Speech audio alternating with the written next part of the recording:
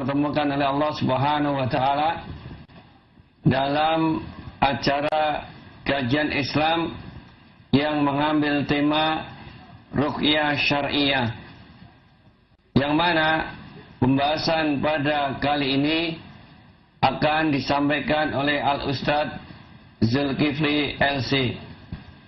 Dan alhamdulillah dengan izin Allah Subhanahu wa taala beliau sudah hadir di hadapan kita dan beliau akan memberikan sedikit tentang masalah ruqyah. Kemudian kita juga akan mengadakan dialog interaktif di 0822 15 kali 332. Dan kami berharap kepada pemirsa untuk memperhatikan apa yang akan disampaikan oleh beliau Al-Ustadz Zulkifli LC. Falyatafaddal untuk kajian di awal, Ustaz. Baik, terima kasih. Ya. Bismillahirrahmanirrahim. Assalamualaikum warahmatullahi wabarakatuh. Alhamdulillah. Wassalatu wassalam ala Rasulillah sallallahu alaihi wasallam. Allahumma la sahla illa ma ja'altahu sahla wa anta taj'alul hazan idza syi'ta sahla. Rabbi shrah li sadri wa yassir li amri wa hlul 'uqdatam min lisani yafqahu qawli wa ba'du. Qala Allah subhanahu wa ta'ala, ya ayyuhalladzina amanu taqullaha haqqa tuqatih wa la tamutunna illa wa antum muslimun. Wa qala subhanahu wa ta'ala, ya ayyuhan nas ittaqu rabbakumul ladzi khalaqakum min nafsin wahidah wa khalaqa minha zawjaha وبث منهما رجالا كثيرا ونساء واتقوا الله الذي تساءلون به والأرحام إن الله كان عليكم رقيبا. وقال سبحانه وتعالى يا أيها الذين آمنوا اتقوا الله وقولوا قولا سديدا يصلح لكم أعمالكم ويغفر لكم ذنوبكم ومن يطع الله ورسوله فقد فاز فوزا عظيما. Allahumma arhamna bil Qur'an wa sadaqallahul azim. Ibadallah, isma'u qawlan Nabi sallallahu alaihi wasallam. Fa inna asdaqal hadits kitabullah wa khairal hadi hadi Muhammadin sallallahu alaihi wasallam. Wa syarrul umuri muhdatsatuha wa kullu muhdatsatin bid'ah wa kullu bid'atin dhalalah wa kullu dhalalatin finnar. Amma ba'd. Pujian syukur kita kehadirat Allah Subhanahu wa taala. Salawat dan salam kita untuk Nabi Allah Muhammad sallallahu alaihi wasallam. Alhamdulillah, kita baru saja mendapatkan kabar baik, kabar gembira. Ustadz Nuruddin Al-Indonesi yang biasa memberikan rubrik rutin ruqyah syar'iyyah pada malam ini, beliau telah dianugerahi oleh Allah Subhanahu wa taala pada hari ini seorang putra lahir dalam keadaan selamat dan normal. Kita ucapkan dan kita doakan buat beliau, barakallahu fil mahub wa syakartal wahib warzuqna birrah. Semoga Allah berkahi anugerah dari Allah berupa putra yang telah dilahirkan dalam keadaan selamat. Semoga engkau mensyukuri Sang Maha Pemberi. Semoga Allah memberikan untukmu segala kebaikan atas apa yang telah diberikannya kepadamu. Ustadz Nuruddin Al-Indonesi selaku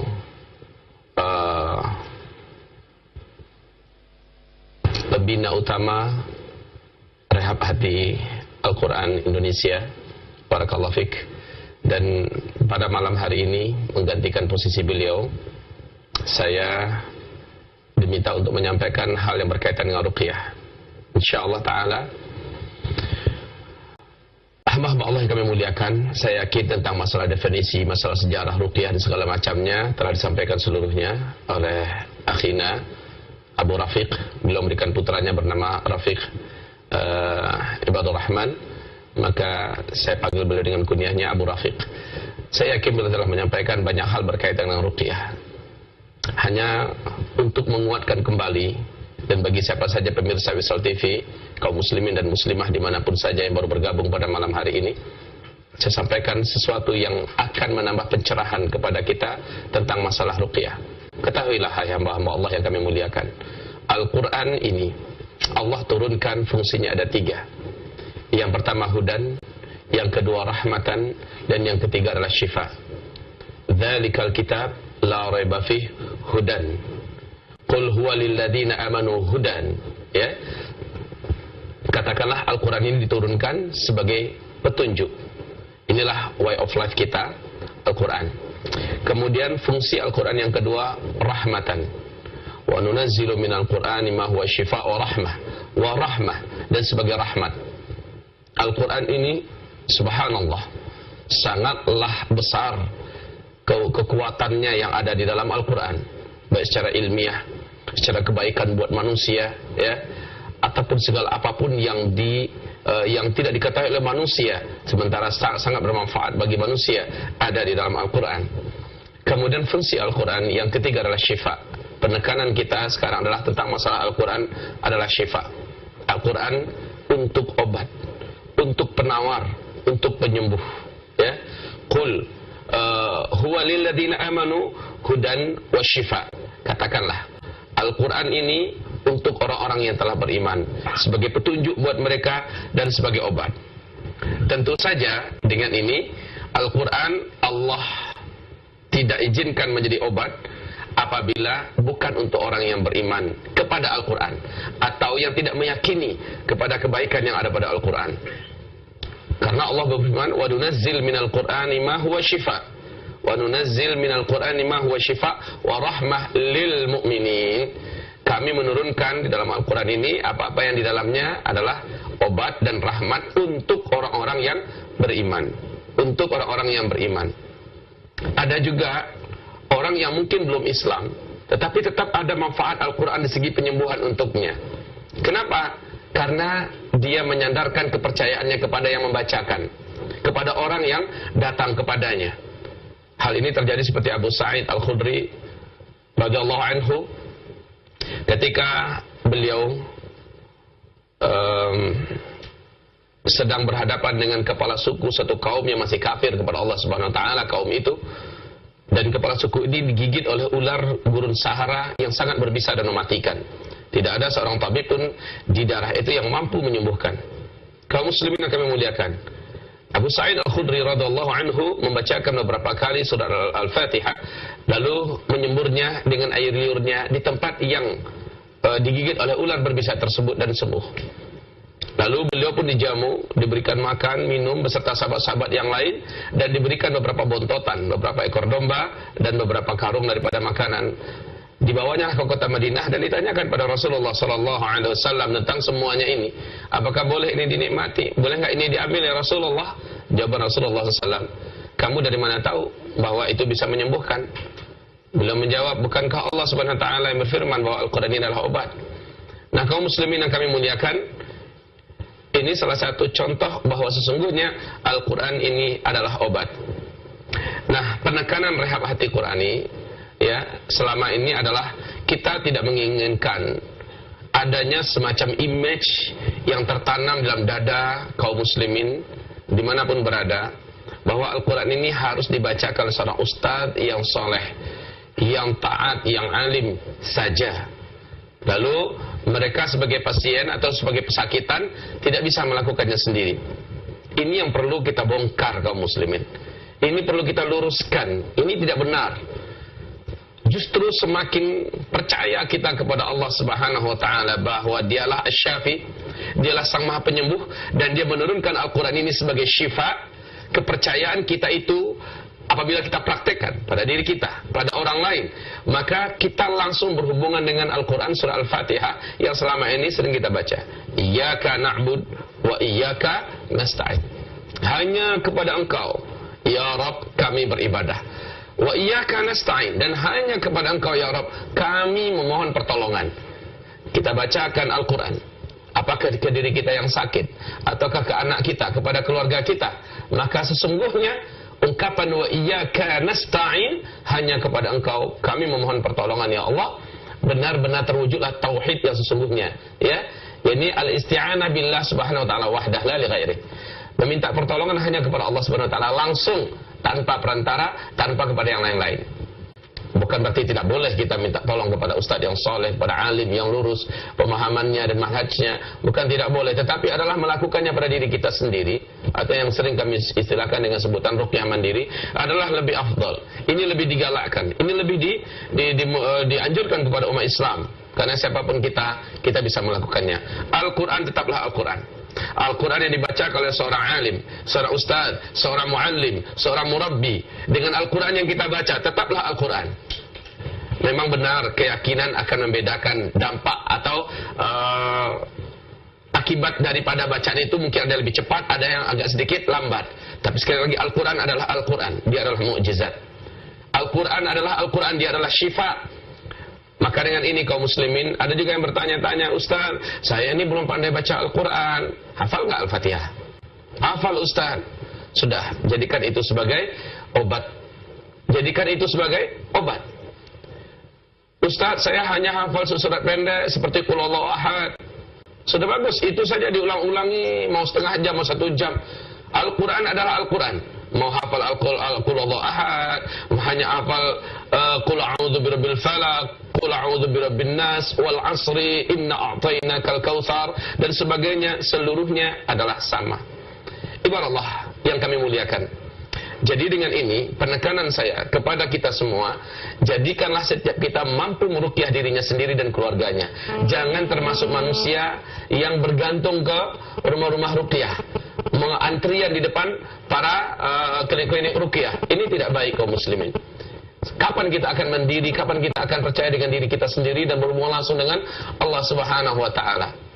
Dan juga kami ingin sampaikan kepada kaum muslimin, Al-Quran ini bukan hanya berhubungan di segi syifanya ya, di segi pengobatan, bukan hanya berhubungan dengan masalah penyakit yang diakibatkan oleh syaitan belaka, atau yang berkaitan dengan sihir, atau yang berkaitan dengan jin. Tidak.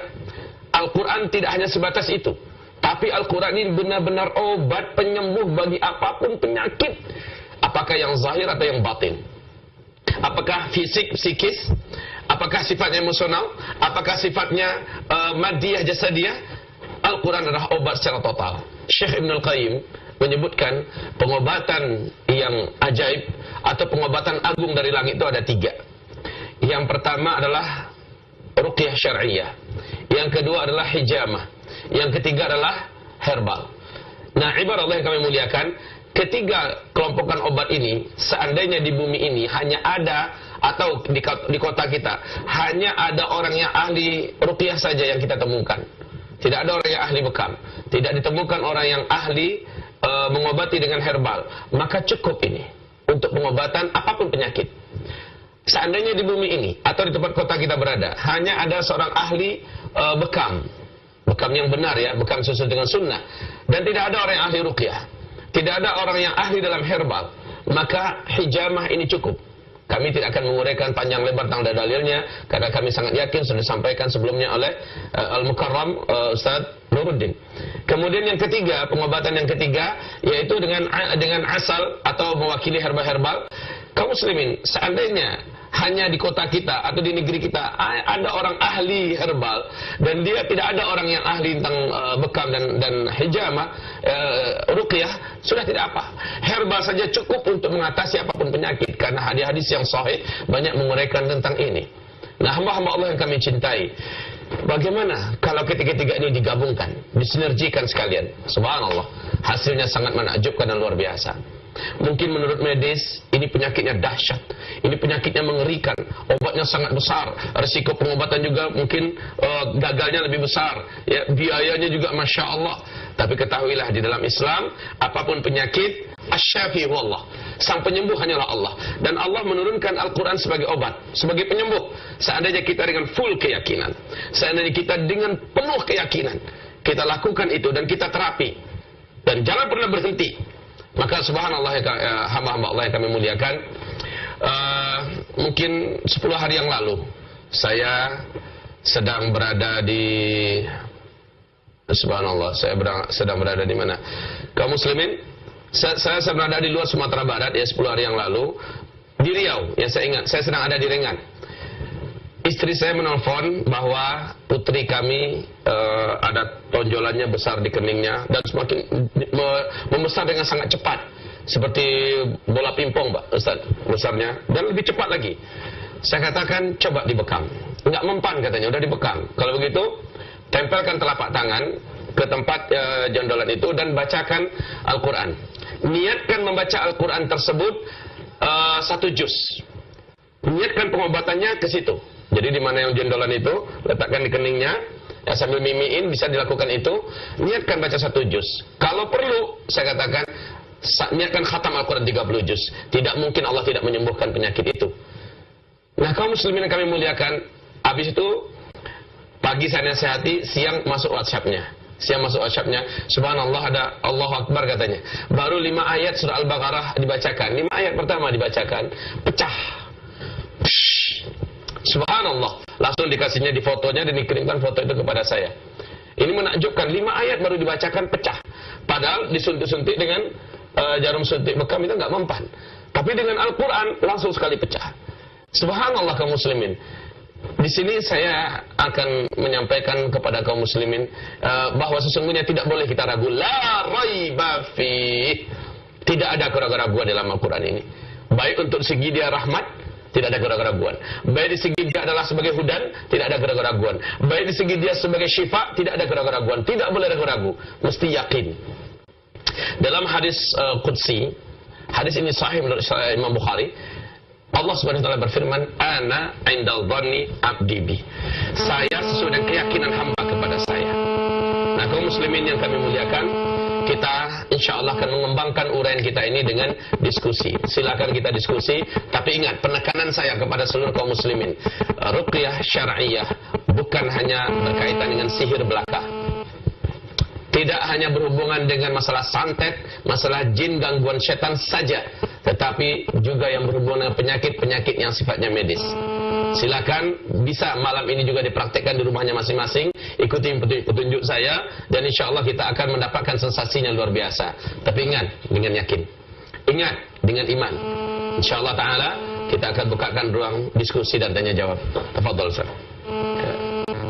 Alhamdulillah, beliau Al-Ustaz Zulkifli telah menyampaikan uraian tentang masalah ruqyah, dan kita akan membacakan beberapa pertanyaan, Ustaz. Ya, Allah, banyak yang masuk juga, Ustaz, dan kita berbanyak untuk dialog pada malam hari ini. Ustaz, ini ada pertanyaan, ya, bahwasanya ada seseorang sudah meruqyah, ternyata efeknya itu belum nampak. Ada apa di sini, Ustaz? Mohon dijelaskan supaya mungkin ada sedikit kekurangan dari orang yang meruqyah atau mungkin ada sebab-sebab lain, Ustaz. Iya, terima kasih, barakallahu fik.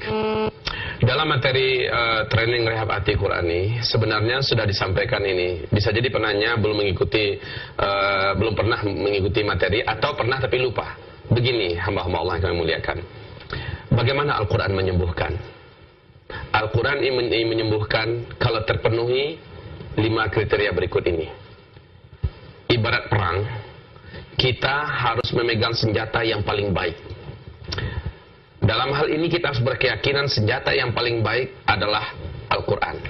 Jadi jadikanlah ruqyah ini andalan pertamanya adalah Al-Quran. Saya yakin yang bertanya sudah melakukan itu. Baik, tapi keyakinannya bagaimana? Karena yang kedua, jadi syarat pertamanya senjata terbaik itu adalah Al-Quran. Yang kedua, mesti ada niat dan keyakinan. Ibaratnya senjata udah paling bagus nih, tapi lengannya kuat nggak? Dari sininya sehat nggak? Apalah guna senjata yang canggih dan tajam luar biasa, ya, dari besi yang terbaik di muka bumi, tapi tangannya sakit, nggak bisa ngangkat senjata. Jadi harus ada niat dan keyakinan. Itulah ibaratnya lengan dan pangkal lengan, ya, mesti kuat dan sehat. Niat dan keyakinannya, dia harus niatkan ini untuk obat. Ingat ini, dia harus niatkan ini untuk obat. Lalu dia harus yakin ini akan berpengaruh kepada penyakit ini atau kepada penyebab orang ini sakit, yaitu setan. Sering sekali penyakit-penyakit medis manusia pada akhirnya ditumpangi oleh setan menjadi penyakit non medis yang tidak mampu disembuhkan oleh obatan medis. Nah, kaum muslimin, kita harus niatkan bahwa ini adalah untuk obat, ya. ibaratnya senjata diarahkan ke sumber-sumber penyakit itu atau kepada penyebab itu sakit, itu syaitan. Lalu tembakkan, dan kita harus yakin tembakan kita itu akan menembus musuh Allah itu, ya. Jadi atau sumber penyakit itu akan ditembak langsung oleh Al-Quran yang kita bacakan, dan yang bersangkutan akan mendapatkan pengaruh dari kekuatan Al-Quran, karena Allah tidak mungkin dusta. Jadi niat dan keyakinan adalah syarat yang kedua untuk agar Al-Quran ini bisa menyembuhkan. Coba lihat ketika Sudais membacakan Al-Quran, murattal Al-Quran 30 juz.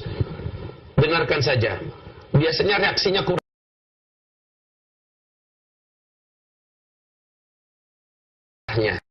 Mendengarkan Al-Quran, karena al-mustami' li qira'atil Quran ka qari'ihi. Orang yang mendengarkan Al-Quran dibacakan sama pahalanya dengan orang yang membacanya. Jadi kalau kita dengarkan Al-Quran dari Sudais, ya nggak ada ngaruh apa-apa, termasuk dengan penyakit kita, kecuali iman kita bertambah, pahala kita bertambah di sisi Allah Subhanahu wa taala.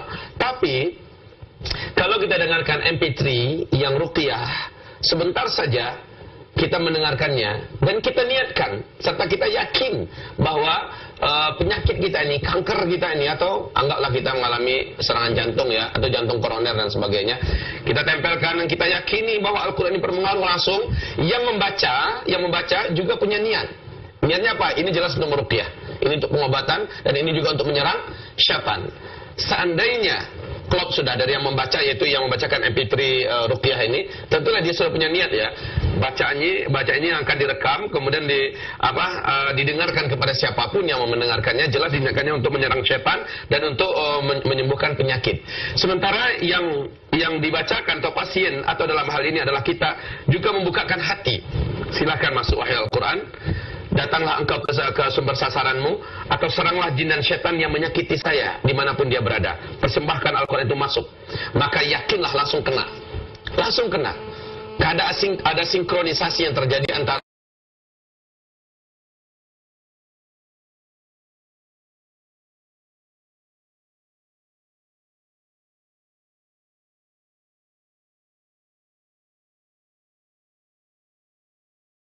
ini mempunyai teknik ya. Kita pasti mempunyai teknik, yang teknik itu ibaratnya tangan sudah kuat nih. Senjata sudah terbaik, tangan sudah kuat. Teknik untuk menggunakan senjata kita harus kuasai, dan tidak ada teknik yang lebih sempurna, tidak ada metode memerangi syaitan dengan Al-Quran atau menyembuhkan penyakit dengan Al-Quran yang lebih baik tekniknya dibandingkan teknik Rasulullah SAW.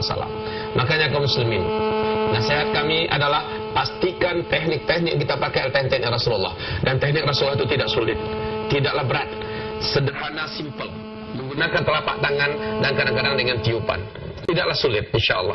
Kemudian yang keempat, kita harus tahu lawan. Lawan kita siapa?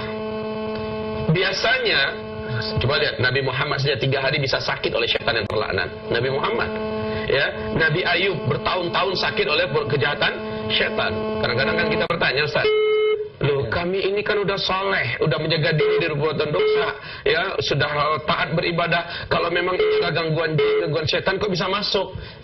Sederhana. Nabi Ayub kena nggak? Kena. Nabi Muhammad kena nggak? Kena. Sahabat-sahabat Nabi kena nggak? Kena. Siapa lagi kita? Orang-orang yang begitu tinggi derajatnya dan makamnya kena mereka oleh kejahatan jin dan syaitan yang terlaknat. Apalagi kita? Bisa jadi kita kena. Nah, kita harus tahu lawan kita ini siapa. Syekh Wahid Abdul Salam Badi di dalam kitab beliau Ruqyah Syar'iyah, yaitu buku yang menjadikan rujukan utama di Timur Tengah, telah terjemahkan ke dalam bahasa Indonesia. Alhamdulillah kitab ini menjelaskan seluk-beluk lawan kita ini sesuai dengan sunnah-sunnah hadis yang sahih ya. Lalu bagaimana cara mengantisipasi mereka, bagaimana cara menyerang mereka, bagaimana mengeluarkan mereka kita, lalu bagaimana melindungi dari kejahatan mereka dan sebagainya. Saya rekomendasikan kaum muslimin tolong dicari di kitab-kitab agama, di buku-buku, di pustaka kita Ruqyah Syariah ini. Nah, kaum muslimin yang kami muliakan, yang kelima yaitu kita harus menghancurkan benteng pertahanan syaitan. Jadi ini mungkin pertanyaannya juga, kenapa sudah diruqyah kok kayak nggak mempan-mempan, kok kayak nggak ada pengaruh? Bisa jadi si syaitannya terlindungi,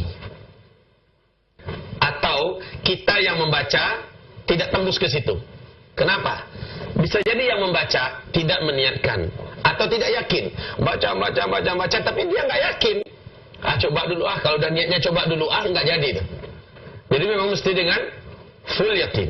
ya, dia harus yakin. Nah, kemudian setannya kalau masih terlindung oleh perlindungan yang sangat kuat, maka setan itu tidak akan bisa dijebol dengan Al-Quran.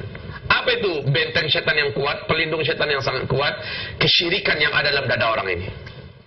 Selama orang ini masih musyrik, Allah Subhanahu wa taala tidak akan memberkahi ruqyah syariah ini untuk dia sampai dia membongkar kesyirikannya. Karena syirik itulah tameng yang terkuat bagi setan. Nah, saya lihat rata-rata para pasien kita banyaknya mereka masih menyimpan kesyirikan itu.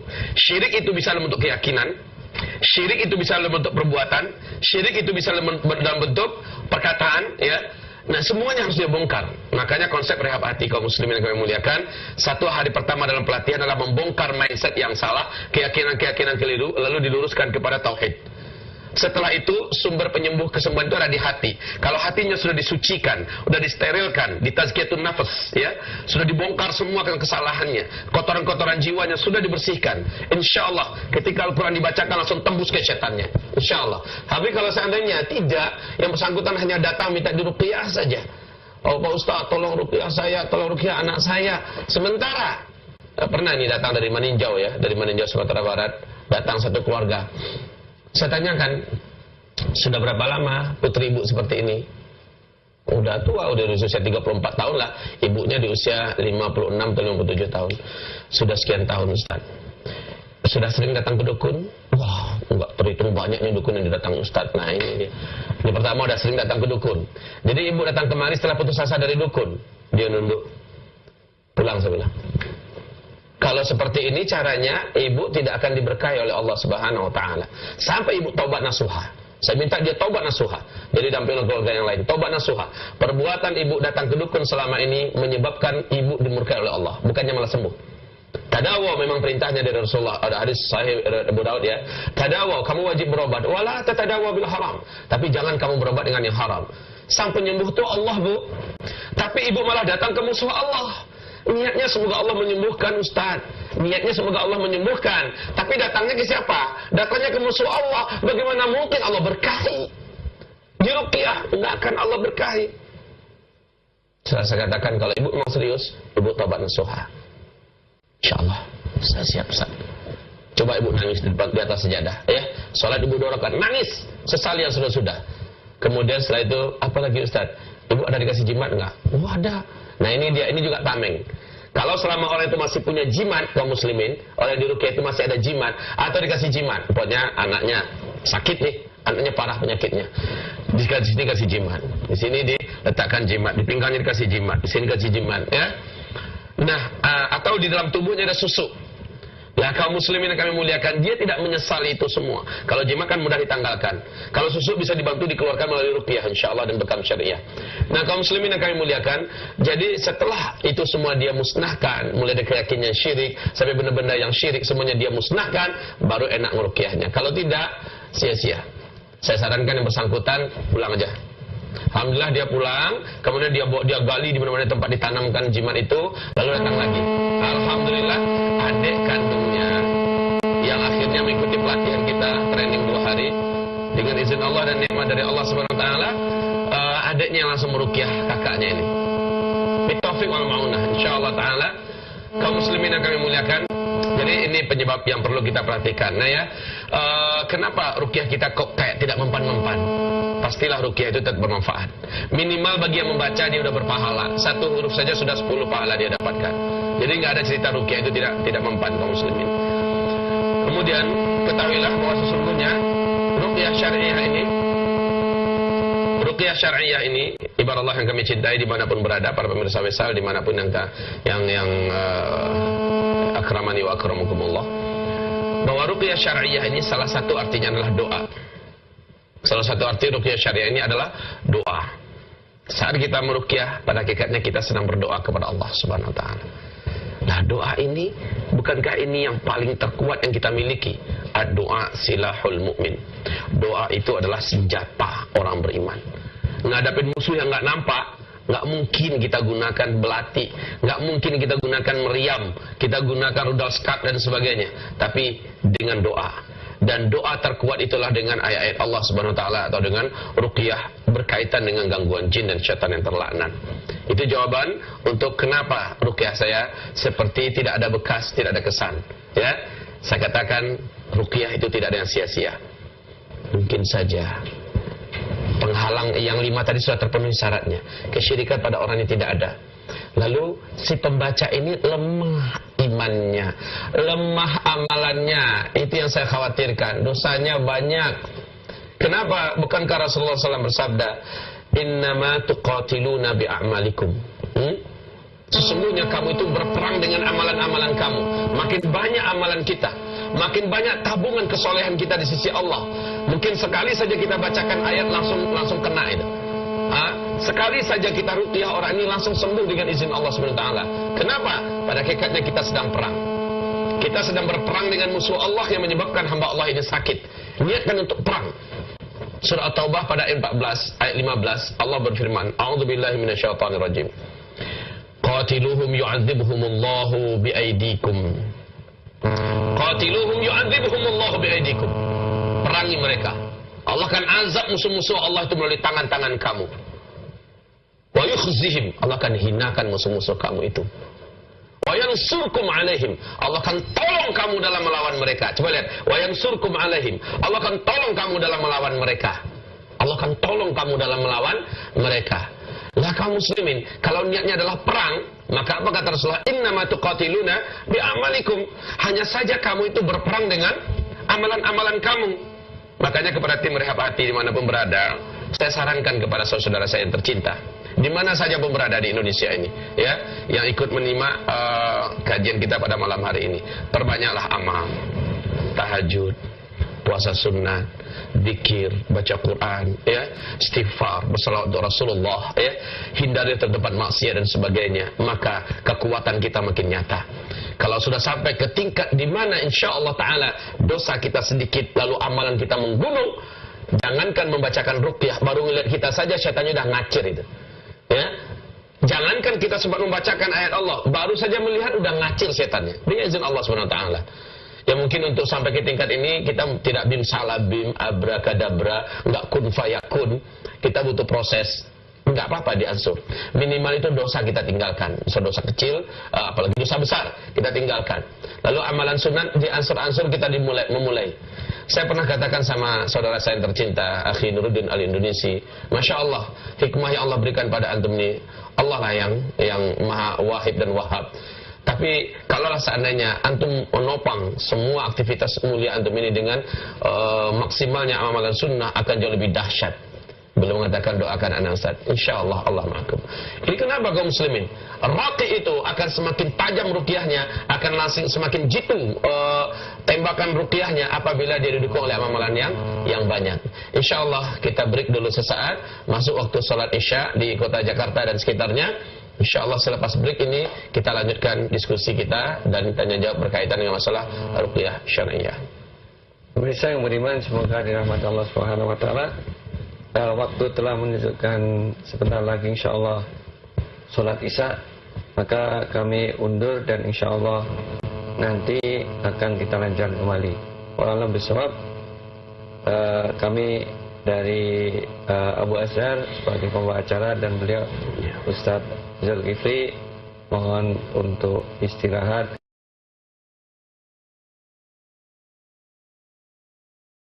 Assalamualaikum warahmatullahi wabarakatuh. Terkait dengan apa itu mengkosor sholat Ustaz, menjamak sholat. Iya.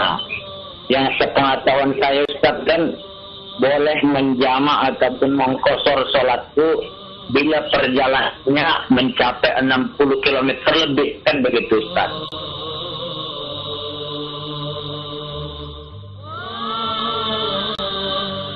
Saya mau nanya Pak, Iya. di keluarga orang tua saya itu kira-kira berapa?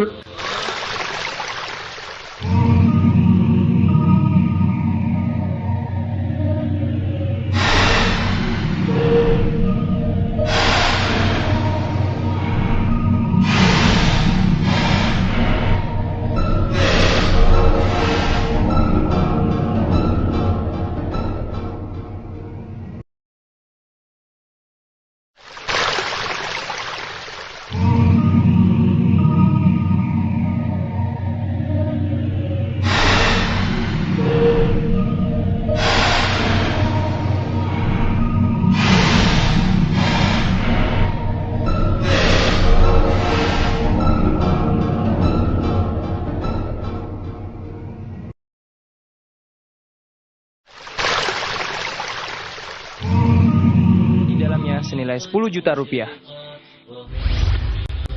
Dilengkapi dengan aplikasi Islam yang lengkap dan mudah dipahami dengan menu Islami yang variatif.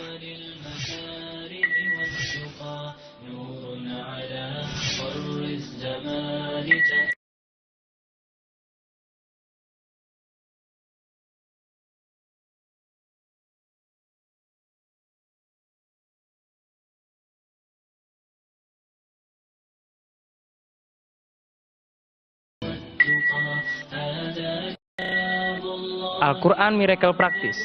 Aplikasi Quran berbahasa Indonesia merupakan aplikasi yang tepat bagi Anda untuk menghafal Al-Quran. Bismillahirrahmanirrahim. Ibadah Muslim Kosmopolitan merupakan aplikasi panduan praktis yang super lengkap, memudahkan, dan sangat membantu Anda dalam menjalankan ibadah Anda. Paduan Haji dan Umroh menjelaskan secara rinci landasan syar'i, hukum, haji, dan umroh, berikut doa dan kiat-kiat selama pelaksanaan haji.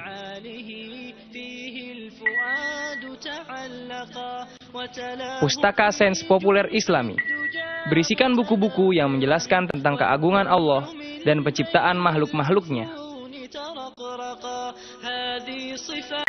Syamil Quran Terjemah Perkata. Aplikasi Quran Terjemah Perkata memudahkan Anda dalam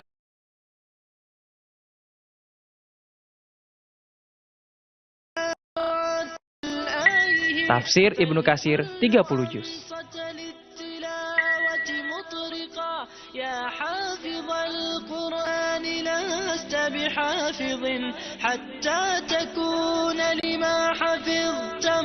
Serta games Abata merupakan games anak muslim yang sangat menarik dalam mempelajari Al-Quran dan Hijaiyah.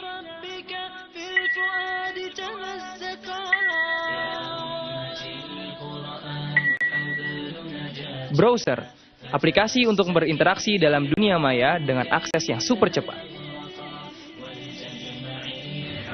Assalamualaikum warahmatullahi wabarakatuh. Alhamdulillah, pemirsa sudah tahu kegunaan Syamil Note. Saya ingin membandingkan kegunaan Syamil Note dengan salah satu handphone terkenal di Indonesia. Pertama, ukuran layar yang sama-sama besar, yaitu 5,5 inci. Kedua, kegunaannya sama. Bisa telepon, bisa SMS, bisa BlackBerry Messenger, bisa Play Store, dan dual kamera. Tapi, ada perbedaannya. Kalau di salah satu handphone terkenal di Indonesia ini tidak ada aplikasi Islami, di Syamil Note ada konten Islami senilai 10 juta rupiah yang dapat diakses secara mudah oleh pemirsa. Anda berminat? Silakan hubungi kami. Dapatkan Syamil Note dengan harga Rp3.275.000. Pemesanan, tik Syamil Note, nama, alamat, kirim ke 0856 94999122. Dapatkan dengan harga Rp3.275.000. Nikmati kemudahan dalam beribadah dengan Syamil Note. Alhamdulillah, kini telah hadir juga Syamil Tab dengan harga Rp2.150.000 dengan aplikasi unggulan yang sama dengan spesifikasi dan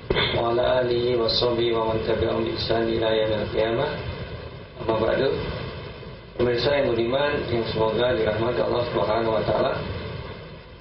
Alhamdulillah, dengan izin Allah Subhanahu wa taala kita akan lanjutkan kembali acara kita kajian Islam dengan materi rupiah syariah, yang mana pada kesempatan kali ini kita akan lanjutkan kembali dialog interaktif kita, dan insyaallah taala beliau Al-Ustaz akan menjawab pertanyaan-pertanyaan dari pemirsa.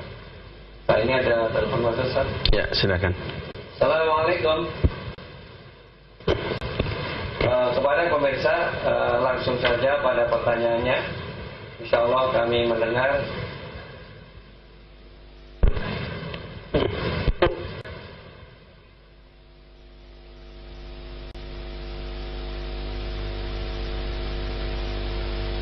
Ya, silakan Ibu, diulangi lagi pertanyaannya.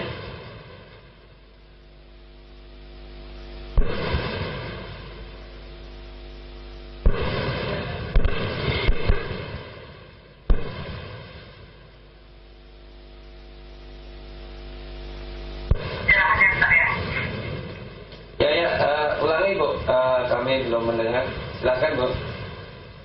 Ini, nah, anak saya berpindah rumah baru. Iya. Jadi anaknya susah tidur, sering nangis, keluar beliau 3 hari per hari nggak angkat beliau gitu. Apa mempengaruhi rumah baru, ada jinnya, gimana gitu kan? Terima kasih, kami sudah mendengar. Pertanyaan Ustaz, ini ada seorang ibu bertanya. Pindah rumah Ustaz, tanya. Kita kan nggak tahu Ustaz, rumahnya ini ada penunggunya atau dulunya mungkin di situ ada yang pakai ini dan itu, ritual dan sebagainya. Ya. Kemudian menyebabkan anaknya rewel Ustaz. Ini solusinya bagaimana Ustaz? Terima kasih Ustaz Abu. Salah seorang ustadz dari Timur Tengah juga, dia mengeluhkan kenapa anaknya setelah pindah ke rumah, anak itu menjerit-jerit, menangis sejadi-jadinya tangisan, dan tegang-tegang selama 3 hari, dan matanya kemana-mana di rumah itu. Maka saya sarankan kepada beliau, akhi, tolong diambil air sumur, air keran, air apa aja terserah, bacakan ayat-ayat Allah dengan niat meruqyah air tersebut. Lalu setelah selesai, bacakan doa khusus kepada Allah dari bahasa kita sendiri yang meminta agar air yang telah diruqyah ini dijadikan sebagai pengusir syaitan dan jin yang tinggal secara ilegal di rumah kita. Maka beliau pun melakukannya. Selama berapa lama saya melakukan, kata beliau? Saya katakan, lakukan berturut-turut, setiap hari lakukan terus. Karena rumah ini sudah lama kosong. Jangankan rumah yang sudah lama kosong, 1 hari saja rumah itu tidak kita gunakan atau kita tinggalkan seharian, malam pulang, Rasul memerintahkan agar rumah itu seperti pakai sapu atau pakai apa, bersihkan, khususnya tempat tidurnya. Karena tadi kata Rasulullah, syaitan telah berpesta-pesta di atas tempat tidur kamu, sudah bermain-main di situ sambil terkentut, sambil dan sambil buang air kecil. Kurang ajar mereka. Sebentar saja. Bagaimana kalau rumah itu sudah berhari-hari, itu mungkin berminggu-minggu ditinggalkan. Kalau mereka sudah merasa rumah itu nyaman untuk mereka tempat tinggali, maka mereka akan menjadi penjajah di rumah itu. Otomatis kita yang asli pemilik rumah itu, ya, akan diganggunya supaya kita tidak betah di situ.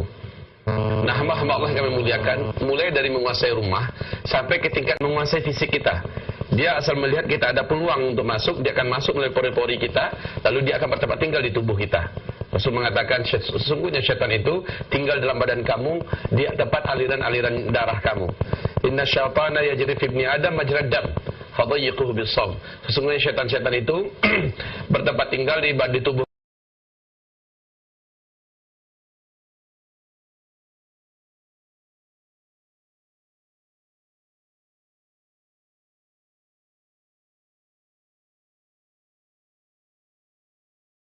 Kalau syaitan yang baik, maaf, tidak ada syaitan yang baik ya. Kalau jin yang baik, dia tidak akan mau tinggal sama dengan manusia.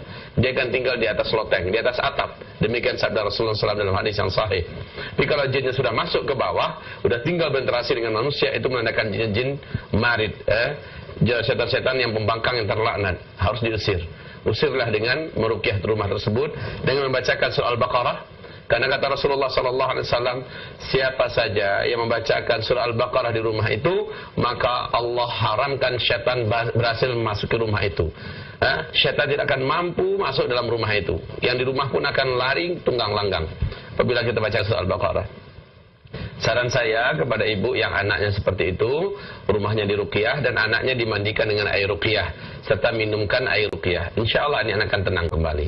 Satu lagi saran saya, menjelang maghrib, kira-kira setengah jam atau 45 menit menjelang maghrib, tutup jendela rumahnya sambil baca Bismillahirrahmanirrahim atau Allahu Akbar atau la haula wala quwata illa billah atau a'udzubillahi minasyaitonir rajim. Tutup jendelanya dan rumahnya sambil baca itu.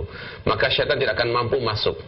Menjelang maghrib itu syaitan berkeliaran di mana-mana, mereka berseliweran di mana-mana, dan energi mereka yang terbesar adalah saat pertukaran waktu. Pertukaran antara siang ke malam, malam ke siang, dan inilah waktu tidak boleh kita untuk keluyuran di mana-mana.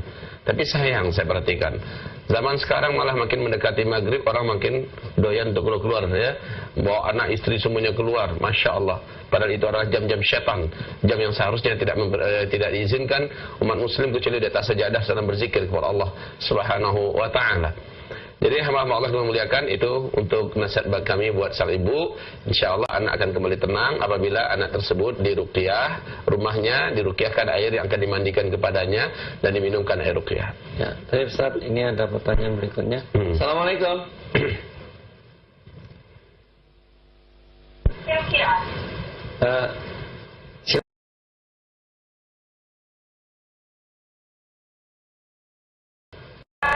Saya punya adik.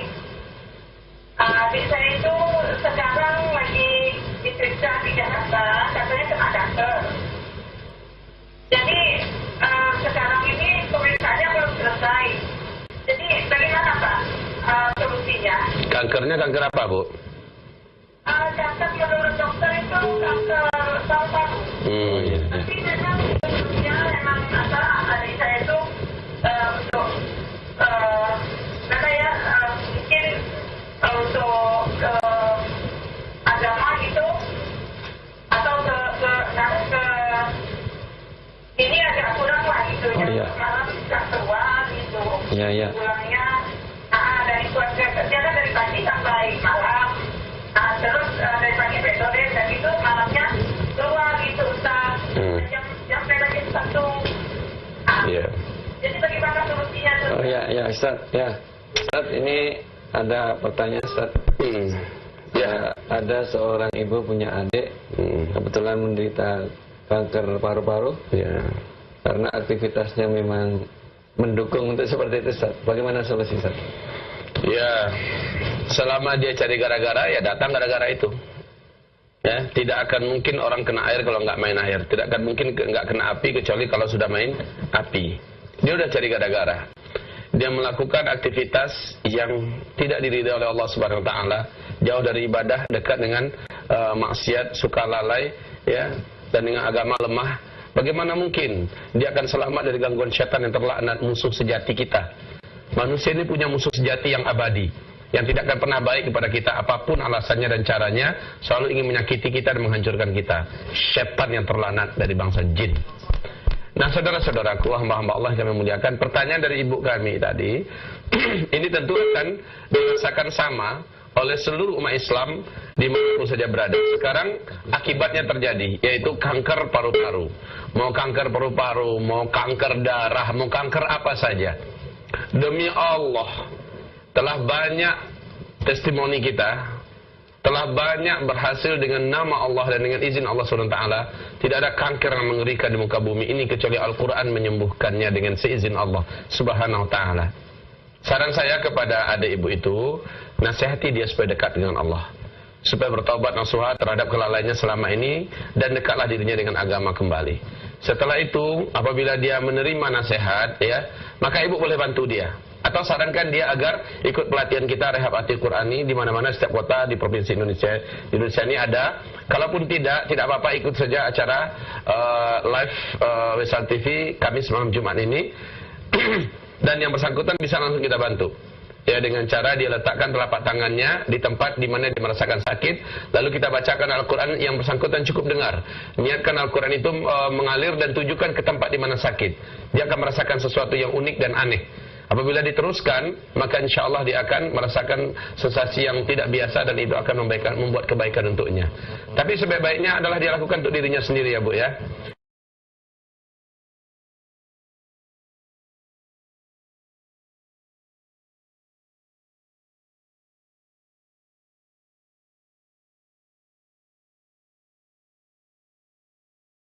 Hamba dengar ini sebagai ruqyah yang menyembuhkan penyakit hamba dan menghilangkan kanker hamba. Bu, bukan puluhan ya Bu ya. Ratusan orang-orang yang kanker berat Bu, insya Allah Ta'ala telah sembuh dengan Al-Quran. Ajaib. Ajaib sekali. Mungkin kami tidak punya waktu yang cukup untuk menceritakan satu persatu, tapi kami yakinkan kepada ibu, kanker bukanlah penyakit mengerikan kalau dipulangkan kepada Allah Subhanahu wa taala. Dan Allah telah memberikan penawarnya, yaitu Al-Quran. Syifa lima fis sudur, penyembuh bagi apapun penyakit yang ada dalam tubuh manusia. Demikian. Ini Ustaz, sebelum kita masuk ke pertanyaan berikutnya, tadi Ustaz sebutkan di antara penghalang itu adalah kesyirikan. Ya. Nah, kalau kita melihat fenomena yang ada di negeri kita, Ustaz. Banyak sekali orang Islam KTP, Ustaz. Alias tidak pernah sholat atau sholatnya bolong-bolong. Tahu-tahu pengen diruqyah atau tahu-tahu dia meruqyah. Bagaimana hal ini, Ustaz? Bagaimana semacam ini? Apakah nanti bisa berefek atau bagaimana, Ustaz? Orang yang rajin meninggalkan sholat, orang yang rajin maksiat aja lah gitu ceritanya ya. Maksiat, sholatnya oke, dia tinggal banyak ya, zinanya kadang-kadang jalan, mungkin juga berjudi, minuman keras, mempan nggak diruqyah kaum muslimin. Kalau dia menginginkan dirinya untuk diruqyah dan dia yakin dengan dampak ruqyah, insya Allah bermanfaat. Insya Allah bermanfaat. Tapi bermanfaat hanya ketika diruqyah. Nanti setelah dia keluar dari ruqyah, setan yang ngacir itu akan balik lagi. Karena dia menyediakan tempat yang sangat nyaman dalam tubuhnya untuk setan, dihuni oleh setan. Setiap dosa yang dia lakukan menjadikan satu pintu setan terbuka dan setan masuk. Ingat ya, Rasulullah bersabda sallallahu alaihi wasallam, saat orang melakukan satu perbuatan dosa, satu tetes hitam menetes ke dalam hatinya, dan setan yang terlaknat melihat ada peluang masuk untuk langsung ke jantung kekuasaan di dalam tubuh kita, itu hati. Dia masuk melalui dosa yang kita kerjakan itu. Berapa kali kita melakukan dosa, sekian setan yang masuk ke dalam tubuh kita. Mereka bisa banyak dalam tubuh kita kaum muslimin. Bukan satu dua, bisa berpuluh-puluh. Wallahu a'lam, hanya Allah yang maha melihat. Mereka bisa banyak kaum muslimin akan memuliakan. Jadi tergantung pada berapa banyaknya dosa yang kita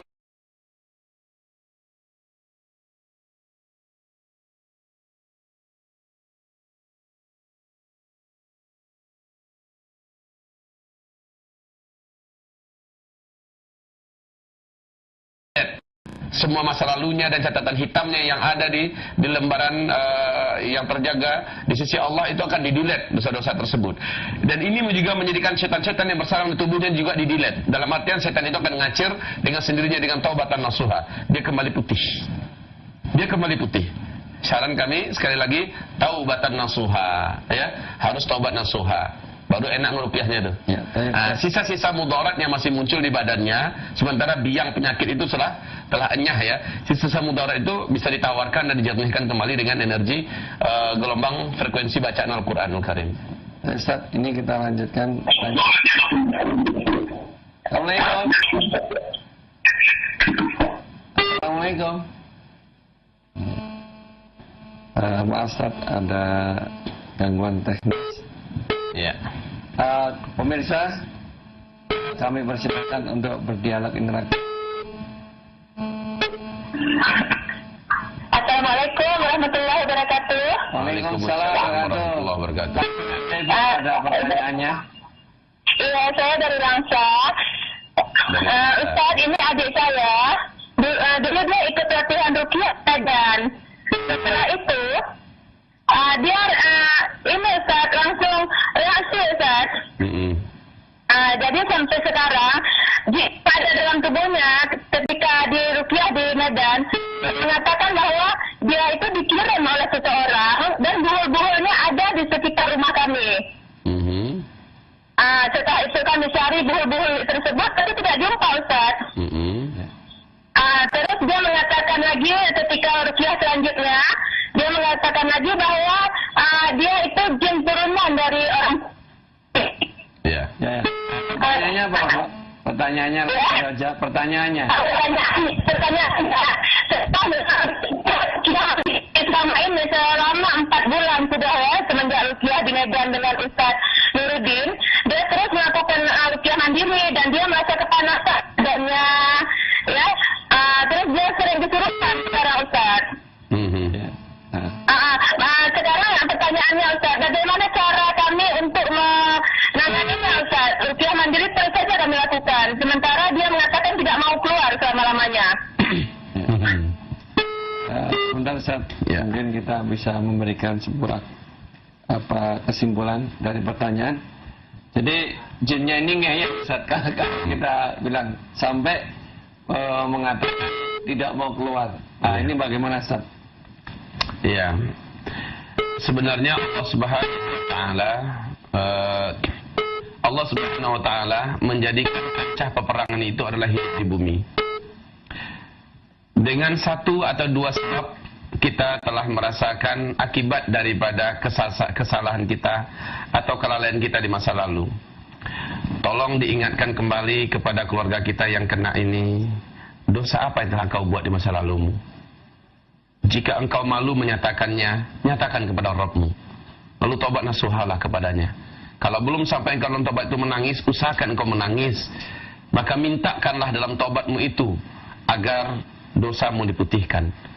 Lalu masa depanmu yang seharusnya jelek, yang seharusnya hina dan diazab oleh Allah karena dosa itu, juga dimaafkan oleh Allah dan diampuni. Setelah itu baru enak, yang bersangkutan sudah enak untuk diruqyah atau meruqyah dirinya. Selama dosa itu belum dia minta taubat kepada Allah. Mungkin saja dia akan menerangkan itu di depan kita malu, ya. Sudah, kalau malu nerangkan kepada kami, terangkan kepada Allah Subhanahu wa taala. Minta dia membongkar masa lalunya. Karena ini penting, ya.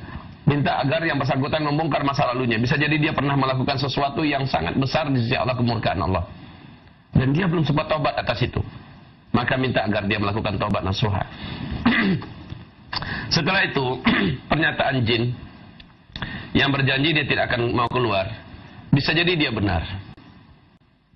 Karena mereka tidak gampang meninggalkan suatu tempat yang telah berhasil mereka jajah.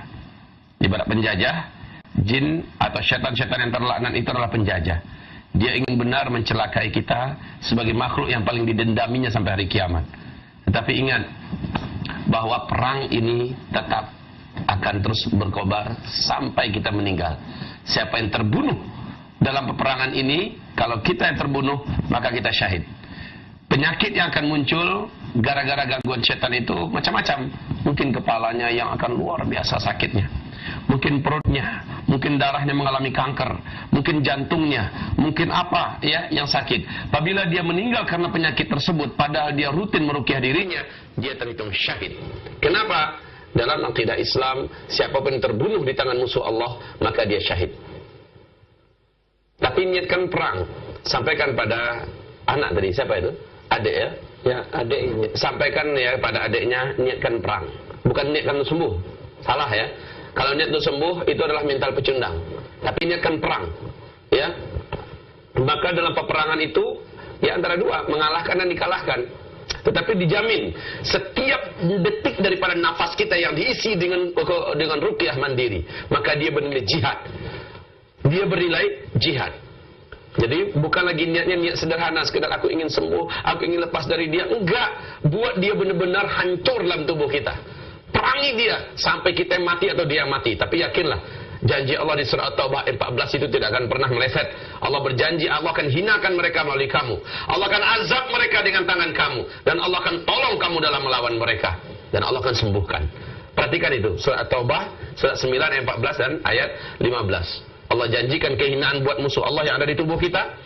Allah janjikan kemenangan untuk kita dan pertolongan dari Allah. Dan Allah janjikan azab buat mereka adalah melalui kita sendiri. Melalui telapak tangan ini. Ya. Keluarga bisa membantu. Jadi yang bersangkutan racuni terus setannya dengan racun yang dimasukkan ke dalam darah kita. Caranya bagaimana? Saya yakin kalau sudah ikuti pelatihan, buatlah semacam racun gaib atau obat. Kalau kami menyebutkan untuk rehabilitasi Sumatera Barat, kita sebut dengan istilah racun gaib, Ustaz. Nah, racun gaib ini senantiasa dengan izin Allah Subhanahu wa taala, Allah telah memberikan banyak keberkahan dalam racun gaib ini, yaitu habatus sauda, madu, air zam-zam, daun bidara, kurma ajwa, kemudian minyak zaitun, propolis, garam, ya, semuanya ini dikombinasikan dengan ukuran tertentu lalu diruqyah. Setelah itu diminum. Nah, diminum, dia akan menjadi racun bagi syaitan. Dan dia tidak akan mampu bertahan. Kalau ibu kuat atau yang bersangkutan kuat terus meminumnya, minum terus. Waktu kita meminum itu akan mengalami hal yang tidak enak di badan. Yang merasakan tidak enak itu bukan kita sesungguhnya, tapi syaitan yang ada di tubuh kita. Jadi jangan berputus asa ya Bu ya. Dan dalam konsep ruqyah ini ada namanya RHC. Bahasa Indonesianya RHC. Kalau kata orang Inggris itu RHC ya. Apa itu RHC? Itu ruqyah healing crisis. Yang dimaksud dengan ruqyah healing crisis itu apa? Dalam proses kita meruqyah tadi, kita akan mengalami gejolak-gejolak yang sebelumnya tidak kita alami. Mungkin di sini juga tumbuh pertanyaan orang, Ustaz. dulu sebelum saya ikut pelatihan atau dulu sebelum saya diruqyah, kenapa saya nggak separah ini ya? Setelah diruqyah saya jadi sensitif, diruqyah aja sedikit langsung kesurupan segala macamnya, ya. Atau setelah diruqyah saya sering mual-mual, setelah diruqyah kepala saya sering seperti ini, ya. Setelah diruqyah saya sering gini, merasa dapat banyak gangguan. Ini disebut dengan RHC, ya, Ruqyah Healing Crisis. Dia mesti bersabar. Dalam proses kesembuhannya karena diruqyah akan banyak pembongkaran-pembongkaran terjadi di tubuhnya. Saya ibaratkan begini, Ustaz. Jakarta dijajah oleh Belanda. Jakarta dijajah oleh Belanda. Dalam masa penjajahan itu masyarakat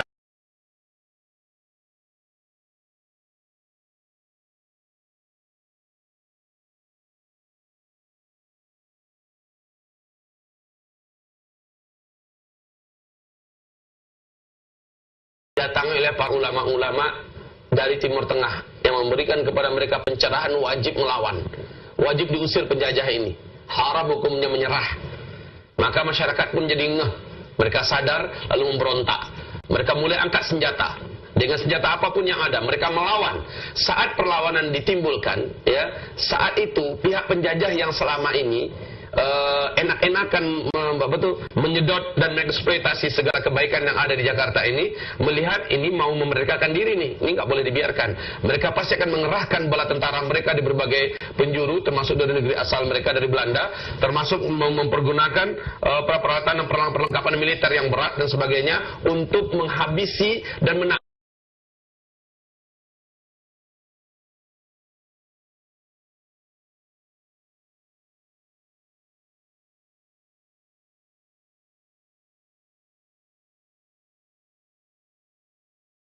begitu ya.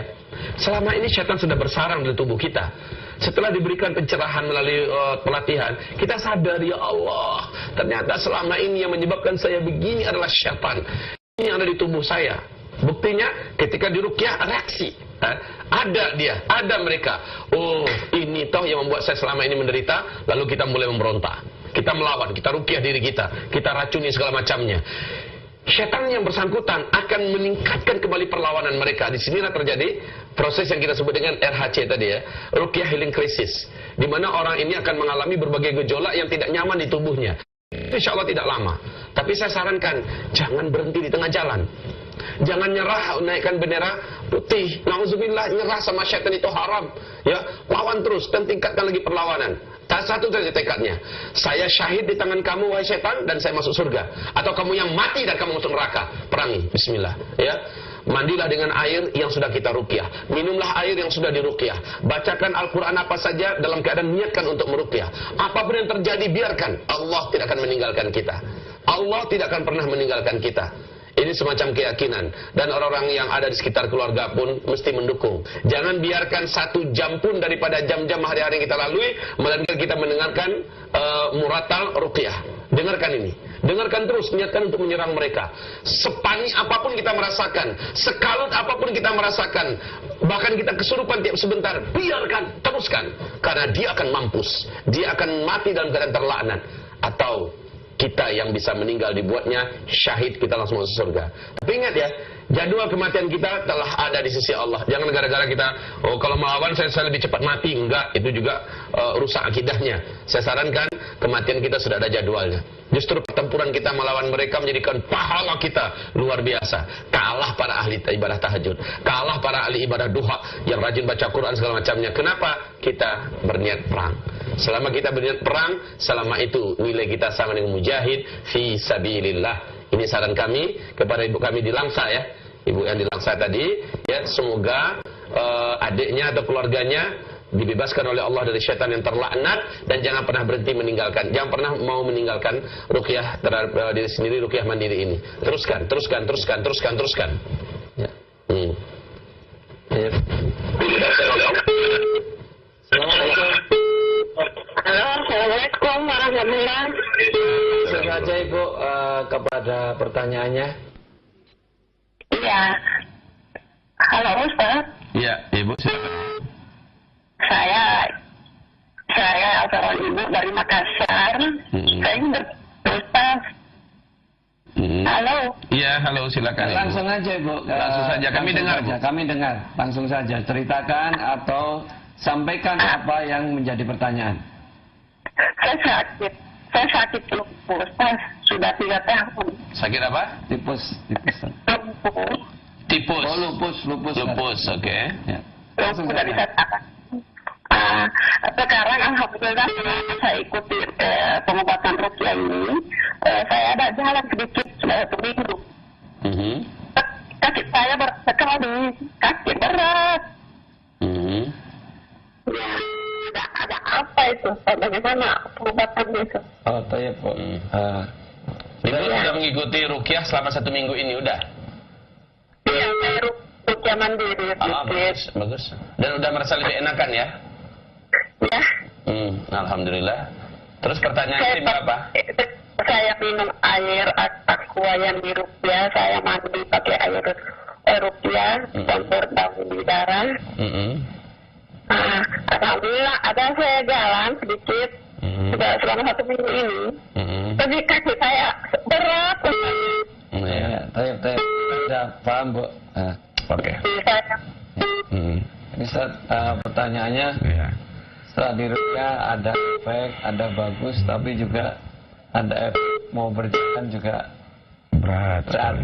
bagaimana Ustaz? Ibu Syafakillah, Ibu, saya lupa nanyakan usia Ibu sudah berapa, ya, sudah berapa umur yang Ibu pakai, sudah berapa banyak dosa Ibu kumpulkan. Allah itu sayang sama Ibu. Allah datangkan sakit lupus kan baru 3 tahun ya Bu ya. Sementara umur yang sudah Ibu pakai udah berapa panjangnya, udah berapa banyak diisi oleh dosa Bu. Dengan penyakit, Allah ingin cuci dosa-dosa Ibu itu.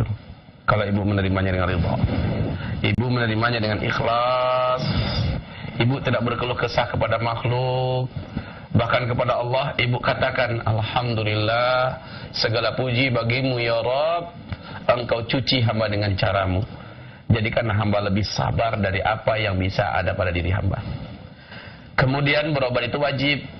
Bukan berarti kita ikhlas ridho lalu kita nggak berobat, itu juga salah ya. Berobat itu wajib. Nah, berobatnya bagaimana caranya? Ke dokter. Salah satu cara kita berobat adalah ke dokter. Tetapi dokter kaum muslimin yang kami muliakan, carilah dokter yang bertauhid. Carilah dokter yang sesama agamanya dengan kita. Dokter yang tidak mengandalkan obat-obatan untuk kesembuhan kita. Ya, nah insya Allah dokter macam ini masih ada kok ya.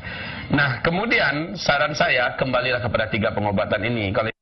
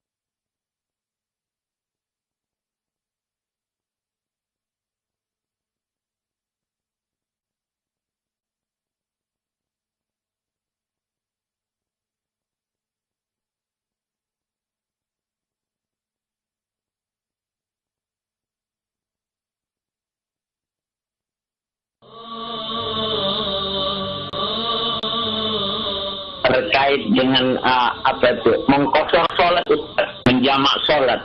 Iya. Yang sepengetahuan saya Ustaz kan boleh menjamak ataupun mengkosor sholatku bila perjalanannya mencapai 60 km lebih, kan begitu Ustaz?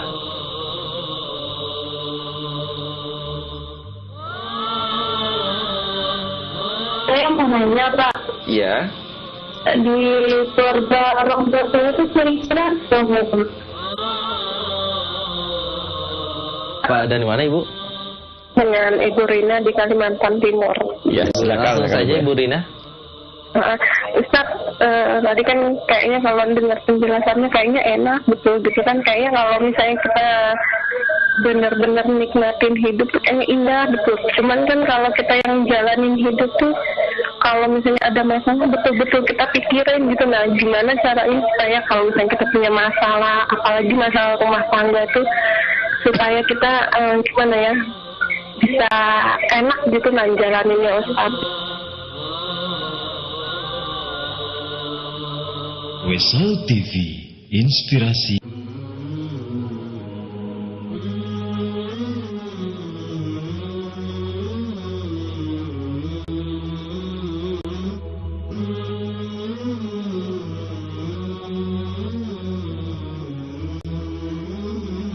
Alhamdulillah, dalam kesempatan ini saya akan menjelaskan sedikit tentang manfaat dan khasiat madu raja bagi kesehatan kita pada umumnya. Adapun manfaat dan khasiat madu raja bagi tubuh kita diantaranya adalah, pertama, madu raja ini sangat bermanfaat bagi orang-orang yang menderita penyakit diabetes atau kencing manis atau gula darah.